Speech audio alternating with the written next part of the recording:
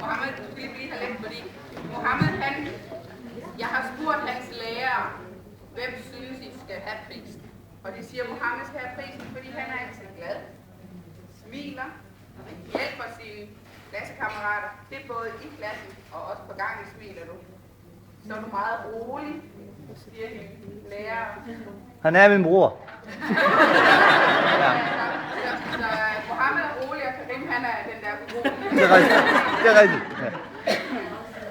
Du skal også have den, fordi vi synes, det er flot, at du fik en arbejdsskade for nogle år siden, og du har fået hovedet og ryggen, men alligevel så har du gjort din bachelor færdig, og i dag har du fået din bogbevis. Så det synes vi, du skal have det. Og så har du jo også arbejdet sammen med Åse og Mathias i køkkenet, og de siger, at du er køkkenets charmetrol. Det står i det. Det er sådan en charmør, en der altid er glad og altid laver sjov med andre.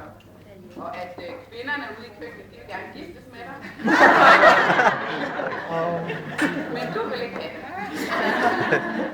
Og så siger de, at du er rigtig dygtig ude i køkkenet til at regne også. Og til sidst så var det dig, der stod for at tage kassen op.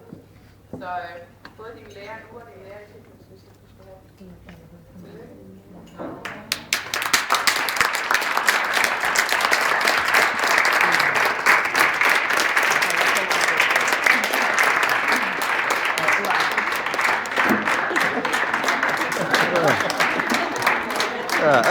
坐。